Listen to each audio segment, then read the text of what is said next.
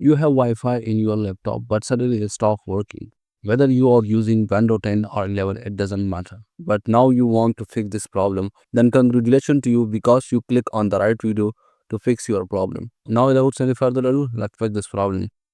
First of all, if you click on this web icon, here you will don't see any Wi-Fi option. Next, if you click on the start button and here click on settings and here click on network and internet, you will also don't see any Wi-Fi option over here. First of all, simply click on the search bar and here type control panel and open it. Once you open it, here find device manager and click on it. A new window will be pop up to you. Here just simply find network adapters. Here you can see this is my Wi-Fi adapter and here you can see the arrow is not working.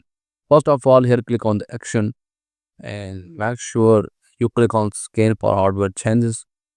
Again, it stopped working. Then right click on it and make sure you enable the devices. Next, also click on here and here click on update driver. Search automatically for driver and it will automatically download the best driver for your Wi-Fi. But these steps don't solve your problem. Then simply click on the start button. Here click on settings.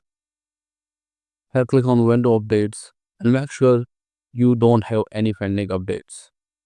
After this, click on start button and restart your PC. Now let's try to open Wi-Fi to check whether it is working or not. And here you can see the Wi-Fi option is now available. If you click on the start button and go to settings,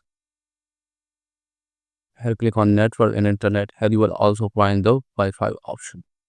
So if this video helped you, then make sure to like and subscribe to our channel. And I will see you in the next video. Till then, goodbye.